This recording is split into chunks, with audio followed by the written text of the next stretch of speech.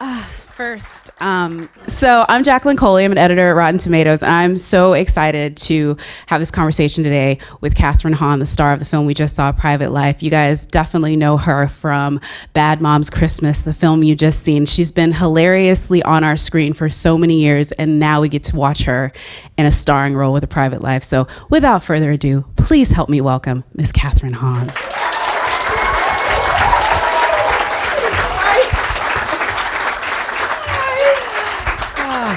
And she brought her sunshine, guys. Yeah, I brought some sunshine, guys. I love that. So the first thing I want to talk about is that opening scene, because I feel it is just, I've never tried to have a child, but I have a lot of friends who struggled with fertility, and they talk about those waiting rooms, because those waiting rooms you're in a community of people where you totally feel alone. And I loved how Tamara put that throughout the film. So talk to me about filming specifically those scenes. Well, it's interesting. I thought you were going to talk, when you said the first scene, about the scene when you just see my hip, or you think that we're having, you hear the language and you see my hip and you think you're going to see a certain intimacy. And then it's revealed to be something else, which I think is the best bait and switch. You hear it's called Private Life, and it immediately sets up this expectation that you think what you're about to see is what should be the most intimate act between two humans, which is like, the making of a child, which is then turned on its head, which becomes like something that should be so intimate then is revealed to be so public, because of this, infertility journey that they're on. What should be just between them is then, of course, is just not. It's just they're on this. They're revealed to be two of just a sea of humans that are going through exactly the same thing. I love those waiting room scenes because nothing about their journey is, special to them. But of course, there's, hundreds of people going through the exact same thing.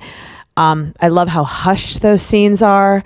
There were little details that she had shot that were not in those scenes, like little comparisons. Like, I had these Saucony shoes on, those tennis shoes. Like, they were very specific shoes that I had on that she would compare them to the other shoes in the waiting room that she took out. Like, she had me, I don't know, these very little details that we couldn't keep in. But I loved, again, that's Tamara's beautiful, beautiful brain as a filmmaker and a writer, is that she just burrows, I think, to the human comedy, just like the truth. I don't know. Those are the kind of laughs that, don't you think? Like, yeah. That's the kind of laugh that is so crazy earned to me, because she just digs to just the truth. No, it's so crazy. It's a shame, kind of a crime, that it took so long for Tamara after The Savages to have another film. But these two, because that was dealing with death and dying and caring for Alzheimer's, Alzheimer's, and it's that same thing. It's the comedy and the tragedy, or the comedy through this difficult situation. In this one, your partner in this is the incomparable Paul Giamatti, of course. Let's give it up for Paul. Amazing. And I think what I loved about your characters the most is that they show a couple that we don't normally see represented on screen, which is a couple where it's beyond that love. We see, first love or love falling apart. Love where even through the good and the bad, they're a team. Yeah. Like, that you're going to fight. That you guys are probably going to hate each other some days, but you're going to push through it. Like, because at this point, you're a team through everything. And that's really hard to translate onto screen, that sort of intimacy, that sort of commitment to each other. And I just wondered how y'all developed that shorthand and how y'all were able to make it feel so authentic on screen. Well, I mean, yeah, Paul is, he as an actor, I mean, I've always been in awe of him. I mean, he's won a gazillion. And he just is one of those performers that just, by being present to him and just listening and receiving, like, he just lifts you up. Is this a room of, like, mostly actors? I love actors so much, you guys. What an inspiring afternoon. So you guys get it. Like, when you're just there to just look into somebody's eyeballs, half your work is done for you. Like, you just know when you are there to be able to, when you know when you do your work and then you show up and you know that when you can just be open to receiving and listen, you just, it's there. That's your work is done. Like he is such an incredible partner. He's so giving, and in the quietest, because he's so relaxed as a performer, we just made an organism, like a marriage organism together. I don't know how to describe it. I felt like I would exhale as Rachel and he would inhale as Richard. Like was the weirdest, easiest thing that didn't feel like muscled or over, like it's something that happened that was just unconscious at a certain point. You know, that feeling when you're like, oh, it just kind of didn't feel muscled or didn't feel like, because that's hard. It's really hard, yeah. especially we'd never met a day in our lives before this. Like, it's like, that's the weirdest. And we both went to school, the same school. We both went to Yale. I'm a couple minutes younger than he is. But so we're kind of cut from the same cloth. Like, we're theater, nerds. And so we're both cut from the same kind of, we pick up our costumes. Like, we do this, we kind of approach it in the same way. We don't take ourselves seriously, but we take the work really seriously. So we're not precious about it, but we show up with the same kind of energy. Tamara the script was bulletproof by the time we got to it. Like, it was such a gorgeous piece of writing. So, I mean, it was so perfect that we knew we needed to do those scenes justice. Like, there were some incredible, it's such a chamber piece. It's so small. The elements were so tight. So, really as an actor, like, I always want to cry thinking about like what I don't get to do these gigs that often. I mean, it's like theater. It's theater where now it's going to be streamed into everyone's home. Which is I mean, it's crazy, bizarre. But these kind of parts too, where it's like you just walk that line that line of between the comedy and the drama, like you were saying, that is my favorite. Like, I grew up with those movies like Kramer versus Kramer, like these movies that you don't get to see on screens like this, that are that small and that ride that line. Anyway, and to be able to do it with Paul Giamatti was like, what are you talking about? And it's bananas that I get to sit up here with this shirt on, talk to you beautiful people. Like, it's crazy. I want to start bawling. I mean, I would feel that too. I mean, just like watching it, I thought it was incredibly phenomenal that it got on screen because, again, I know you guys had a short filming time. Yeah, it was 30 days. Not a lot of money. Yeah. And then to create something that was so, I think, lasting. More importantly, too, this is on Netflix, which I honestly think is such a gift because it's such an intimate part of family that is not shown on screen. People don't talk about infertility on screen. It's not something that people want to admire down in it. But because it's so intimate, I'm sure you have people now that want to come up to you and say, let me tell you my story. And the fact that it's on Netflix, it's going to go out to millions, and millions of people can be united through this film. Yes, and I think, and what I didn't answer with your question before, because I went off topic clearly, was, which I want to do, but is that, yes, it was important to Tamara that this be not just Rachel's infertility struggle, that it also be Richard's as well, that they're both going through this together, and that that there was something about it that feels very existential, that they've been at this for so long, this baby project, that it's almost like they forgot who they were before they were on it. You know what I mean? They've been in this kind of obsessive place. You had a great comparison. It's like Godot, Waiting for Godot. Yeah, like had the baby is the little figment of their imagination that you never see, but it weighs on everything that they do, which I thought was brilliant. Yeah, exactly. Like exactly. Waiting for Godot. Like they've almost, like, if they stop it and actually, it's kind of, it's like distracting them from like from something else. You know what I mean? If they stop the baby project, it kind of would force them to look at maybe, mortality.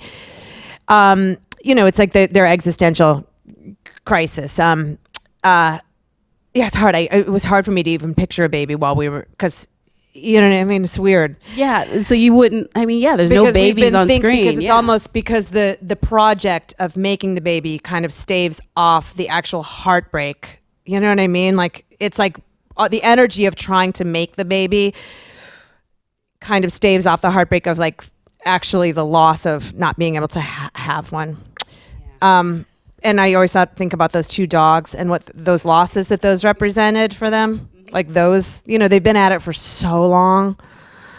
But anyway, yes, it is, I'm in my 40s and I have plenty of friends that are at it. And, I come from a generation in which, and from a field, like a lot of us, that, we're freelancers. And when I was in my 20s, I had no insurance, and I that having a family was the last thing in my mind. And when I was in my 20s, there was no such thing as freezing my eggs, so that wasn't even an option. But now I know that even if it had been available to me, A, I couldn't have afforded it, and B, I don't think I would have necessarily done it, and C, now it turns out that's not even a given, that will necessarily that's not going to get you a baby that as easily as maybe we are told.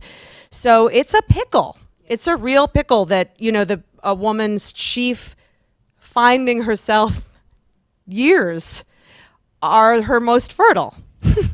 It sucks. I mean, it's awful, but it goes to the bigger conversation, not to get too political on it, but that's why so many women, they had to make that sacrifice. You can't be here as in this, award-worthy film if you necessarily were able to do that. I mean, some people, it's difficult, to your point. Absolutely. Yeah. And so a lot of people are going through this. I mean, there are a lot of amazing advances in assisted reproduction, and there's so much to celebrate. However, it is a conversation that I am excited that more humans can start to have out loud, because I think a lot of people have been holding this in silence, and there is a lot of there's been a lot of like shame and privacy around it for a lot of couples, and there's a lot of pain around it, and it's just not as easy as people maybe think from the outside, people can be very flip around infertility, and it's not so, it's horrible when you're on the inside of it. Yeah, I saw this quote from Tamara about what inspired her to do the film is she was walking out of Knocked Up, and just the idea that they made a movie about like, oh, if you have sex, you have a baby. And they were in the midst of their fertility journey. And so for them, it was the darkest comedy ever to watch Knocked Up, because it's like they just did it. Like she wanted to retitle it Knocked Out. Yes, exactly. And so I will say this, because I want to come back to her script, because you talked about them being bulletproof. And if you guys haven't, I would highly advise you to download the Savages screenplay. It was out there because it was an Academy Award. Everything is there. Everything that you see on screen is there, from the little touches. But as an actor, I will say this, did you feel, it's kind of like a double-edged sword. It's like you said, the screen's bulletproof, but did you ever feel like there's something I want to go? And I'm sure Tamara was like giving you to go there. Like, was there points where you wanted to go someplace different with it than what was written down? No, and Paul and I both were, and Kayli, who plays Sadie, who's amazing. Like, I had done a lot of work recently where I had been able to kind of use the script as a kind of a jumping off point, and there's so much freedom in that, and I love that work. But there was also, the theater bird in me was so excited to go back into this kind of path where it's all for you, and there's everything was in it. Like, I mean, there's the image of the stained glass window with a pregnant woman, the pregnant belly that hits the glass on that hard, that's in there. The nurse with the horns, that's in there. Like every gesture, like the sound of the espresso being made, so there was, of course, freedom. Of course, you find, when you're on the stage, like it's once you're in it, it's your breath, it's your path. Like once the camera starts, it's like how you, between Paul and I, it's your breath, it's your body, it's your autonomy. But the path was ours to fill, but there was a freedom in not having to use other muscles to come up with something else. Like our job was to do justice to that, to trust and to fall into what was written, you know, like theater, like it was, that's what it felt like it was. So we didn't have to feel like going outside of itself. Like I could fall into Rachel and not have to feel like I was kind of coming up with her every day. You know what I mean? I don't know if that's making any sense as actors. Like, it was so often, and I'm not saying this in a bad way, but we are in some, especially in film or television, we're in such like an improv-y land. That's where it comes to my question. This is so rare. This is like of every 100 films made, there's maybe 2 that get made this way. Yeah, and I love that, but there's also then a pressure to cook something up, which is sometimes it works if the path is solid, but sometimes it can take you on paths that don't have the integrity that are necessary for the bird that you're making. You know what I mean? Sometimes that means you're playing the scene and not the movie, if that makes sense. And so you didn't have to worry about that in this. I don't know if that makes sense. No, I love talking to actors, so that's why I'm like playing excited. The scene and not the movie, I think completely translates to every single person in this audience. As someone that just writes about it, I got it. I felt it in my bones. The last thing I'm going to ask you is a very simple question, because it's the question I had watching the film every time, which is Molly Shannon's character when she's on, which again, let's talk about Molly Shannon, who's amazing in this. Oh my goddess. So great. When she's on the bed talking to her husband, and she says, and he asks her, you know, if this was a gay couple, would you say the same thing? And she says, no, I'd get them to find a stranger on the internet and say, go about your way.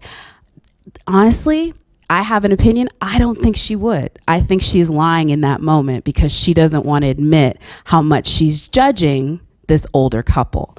And so my question to you is that, one, what do you think she really meant by that moment? And do you think if you were a same-sex couple, she would have said the same thing? I'm trying to exactly remember. I think that she is a little bit lying, for sure. I also remember Tamara, though, saying when she went through this that she did seek out and wanted to hang out with other gay couples. She felt very comfortable because, I don't know if this is exactly what you're talking about, but she felt like that was the tribe that could understand her because she was like, no one, they were the only ones that knew that there was like, everyone else was so flip about it, and because they didn't have any other options either. Like there was no other options. That was like the tribe that like would understand. Like her like hetero friends were like, just adopt, just do this, and like her gay friends were like, yeah, that's like the options that we have. Like, yeah. Like there was, so like everybody was like, that was like where she felt the most comfortable and at home. I don't know if that answers your question, but no. I do think that I think Molly's, of course, like Molly's character was definitely a little bit lying in that circumstance and had a ton of judgment towards, and also bitterness. I'm glad you brought her up because her character, I think, is the embodiment of every negative Nelly through the infertility process. I think that she also was looking at regret. Like, I think that she's just like nothing. It didn't happen for her, and it didn't. Like her life didn't quite turn out the way that she had thought that it was. Like, you know, it's just interesting. Like, it's because you could look at it through the lens of like this movie through the lens of infertility or fertility, and then you could also look at it through the 3 stages of women. Like you've got this fertile myrtle, you've got somebody who's just like, you know, perimenopausal, like, and then you've got someone like on the other side. So it's, you know, that's what it kind of. Also, you could look at it through those lenses. No, that's a great lens because you're right. I think, unfortunately, women our lifetime is sort of like doled out through that. It's doled out through motherhood, even if we don't. Even if it's not children. Right. Exactly. Yeah. Dudes don't get that. Sorry, guys. I'm already salty about that the more I think about it. But we have some great questions that were Can we talk about the end of the movie? I know you wanted to talk about Yes, I was going to get to the end fine. a little bit, but I'm going to get some of the audience first. So we're going to put the end at the end. At the end. Yes, because the end is beautiful, and you guys, you saw it. So Jesse wrote to Kathryn. Oh, is this Jesse? Oh, great. Do you have any actors who inspire you? Are there any specific performances that have moved you in a film and have kind of set the bar for you as a performer? That is like a great question. Really great question. There's so many. The first one that's always is Gina Rollins in A Woman Under the Influence. Always.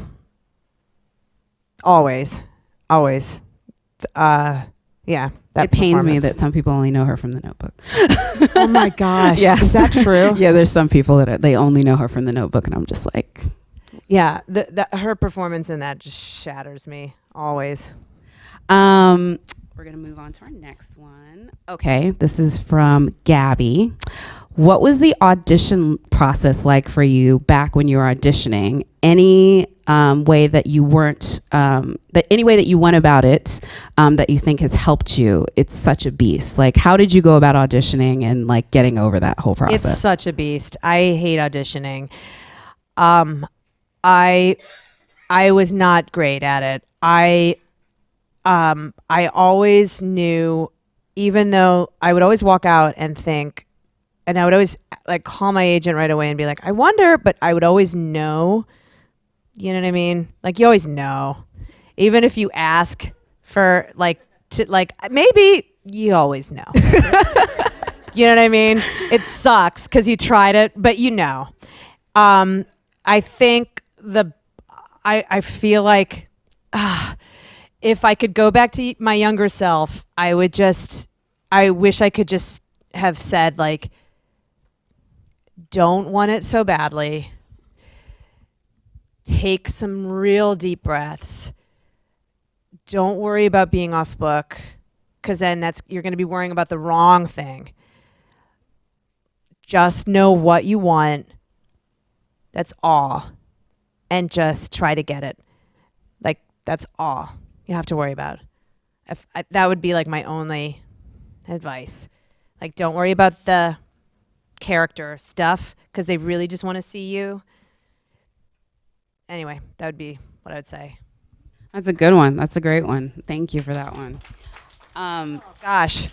Gabby had a follow-up. What was your favorite job before you became a full-time actor? Because everybody's got side gigs. So Totally awesome question. I was a receptionist in a hair salon in New York City. I love that. I don't know if that was my favorite job, but it was a lot of great stories came out of that. I can see a sitcom with you at 22 at that. I'm like, this is, I see that sitcom so much. They all got together to buy me a hairbrush for Christmas. Because I could just see that, like, it'd be like The Devil Wears Prada, but just for hair people. Sorry, I had my one Banana Republic suit that was shiny because I had to dry clean it so many times. Oh man, I'm sorry. I'm like pitching on stage. That's so awful. Sorry, guys. We got it. I say we got to do it. Yeah, let's get it. Producers, let's make this happen. Alexis is a big fan, so I want to make sure I say that. What has been something that has kept your drive during the difficult spells in your career, which I think is an excellent question as well. I mean, it is such a long road, and it's so up and down, and I really didn't, I mean, it didn't really happen for me until I didn't go to grad school until my late 20s. I remember, I still feel like I'm still, it's been such a long, chaotic career. It's been chaos. I mean, I was in line for the backstage in the cold in my mid 20s. I mean, I think it was, I just remember being told that in like the middle of, if you can just like in your like deepest heart can just ask yourself, like, is this it? Like, do I have to? Like, do I have to?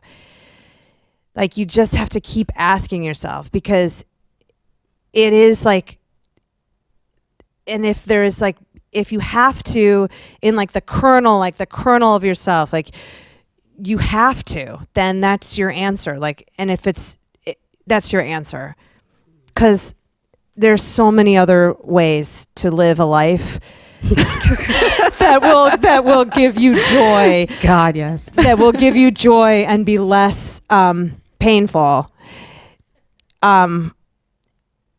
And if this is the thing that gives you the most joy in the flashes that will give you joy, then you have to do it.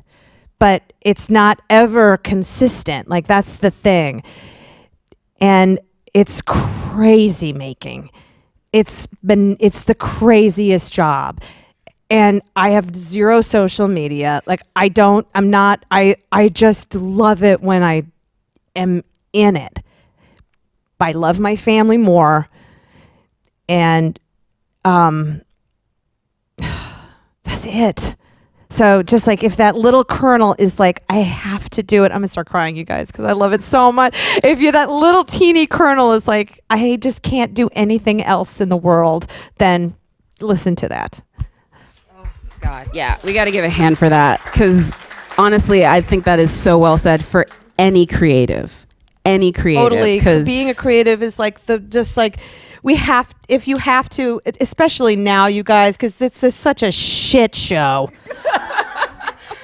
We need the arts. Yeah. And they're the only thing that will save us in the end. And we were talking backstage about how, going to see a play and also going to see a movie, it's like therapy in a lot of ways, and it's way cheaper than the doctor. But you guys are sometimes. Sometimes. I want to ask you this about audition and like first roles, and it's kind of two-parter. The first one is, what was the role, looking back on your career, and it may not have been the one where you got famous or the one where this was the one where you felt like you were stable, but the one when you look back on it and you're like, this is what set me on the path that's gotten me here now. If I wouldn't have gotten this job, I wouldn't have been able to do the things that like let me be fulfilled, let me be an actor in this. And then my other question, and you may not answer it because actors never do, what was the one that you didn't get that you were salty about for forever? And nothing against the actor that got it, but like the fact that you didn't get it, like you're still like, I'm mad. Okay, the first one. I did a play at the Williamstown Theater Festival in like, I was a non-ec, which is like not, non-equity. And it was Maria Irene Fornez, and it was a little 3-person play called Mud. And it was my then boyfriend, now husband, Ethan, and oh God, what's his name? He's on Westworld, and he's so fucking good. Which one on Westworld? Oh, he's like blonde. He's got those awesome eyes. Oh, he's so good. Jimmy Simpson. Yeah. Oh, he's awesome. Thank you. He's so good. 10 points. 10 points. He's so good. Oh, he'd kill me for forgetting his name. My mind is mush. It's a memory play up here. But anyway, it was the three of us. And that was, anyway, I just remember creatively, it was like one night only, but it was something happened on stage that was like, oh, it was like, it was one of those things that was, I'll just never forget it creatively. It was the alchemy of there's something that happened. There was an alchemy shift that happened when we did that play that was just magic. That was like, something clicked in for me creatively, for me as a performer that I'll never forget as long as I live. So that was A. B, a gig that I didn't get. I mean, it is littered. I mean, I don't even know how I could pick one. There is just like, it is I mean, you could go down the list, but I don't want to make your... it is just, there is as far as the eye can see. There are so many. I don't even know how to begin. I mean, there are so many. I mean, I can't even... There are so many. There were so many phone calls of like, okay. But I'm trying to think.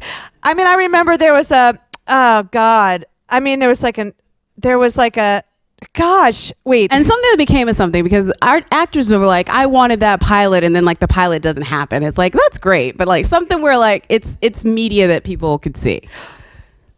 Media entertainment that people could see.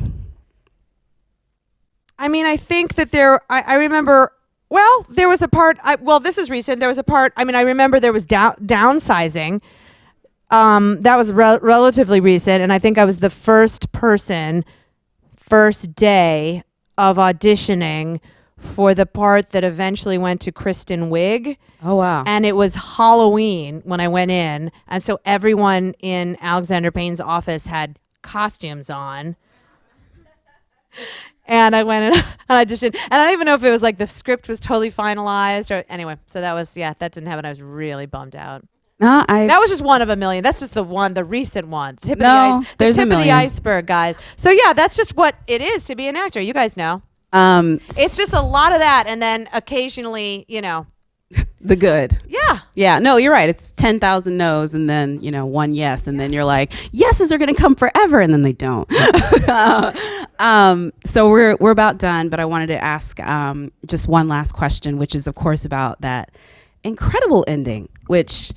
Again, when I watched it at Sundance and then when I watched it again recently, there are so many emotions. Like if there was a closed caption of what is going on in the minds of you and Paul during that moment, I mean, it goes everywhere and it's all on your face next to the credits. It's the graduate moment, there's realization, there's teamwork, that teamwork thing again, when you grab each other's hands, are we sure we want to do this? And there's a bit of regret and all of that washes through.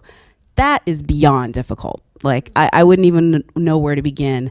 How did you guys get it done? How did Tamara set up that day? How did you make that beautiful thing we just witnessed happen? Well, I remember, a couple things. I remember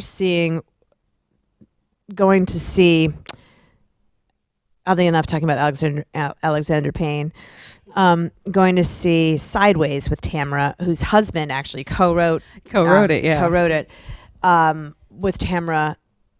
After we had made this, weirdly over the summer, they did a screening of an anniversary screening of Sideways at the Metrograph, and we were watching Paul and watching his face after we did this, and Tamara said, God, it's like watching the weather. And so anyway, when you were saying this about the last scene, I thought about him and his face. It is like watching the weather. He's so beautiful. This last scene, always talking about like the existential of this movie. The gesture of him getting up and joining her on the other side of the table had always meant more to me than if that girl had walked in through the door. Like it almost doesn't matter if she comes in. What matters is that he joins her. That the fact that the two of them are on the same side of the booth is the most important thing to me. And like the most moving to me, that they're together at the end. And she just kind of let the camera roll. It was written into the script, of course. It was written, and as she would kill me for paraphrasing, so just do not hold me on this because Tamara would be but I think it is like they wait, period, and wait, period, and wait, period. And so she just kind of let the camera roll, and that's just again, that's just like what happened. I mean, we were bubbling with feeling. There was so much had built. It was kind of the end of the shoot. So she waited for that scene as well. I wish I could say it was on purpose, but independent film shooting, it was just kind of luck. It's like, this is when we're going to the diner. It was kind of beautiful luck. I mean, I think she had hoped for it and of course had tried to plan it that way. But I think, it was always a trick for us to hold it because you wanted to spill or release into it, but we couldn't. Like there was like we wanted to like catch it and hold it. And that's just like how it I wish I could explain it more than how because it it's came. synchronized. It's synchronized, Not and then consciously. and then it goes against each other in the moments. Again, I can't. I would watch that scene on repeat. Take the Netflix credit thing where sometimes it makes you skip ahead. Make sure you turn that off. It do that? Yeah, Oh, God, that's no. like the autoplay. So before you watch this film, everyone, turn that off and just experience every inch of that moment, because and the fact that you guys did it unconsciously, it makes it even more brilliant. I will not take any more questions to bring away from that magic. It's just the fact that you guys were excellent in it, and I cannot say that enough. Thank you all for listening. Thank you for a beautiful Thursday. And thank you, Kathryn, and thank you, SAG-AFTRA. Thank you.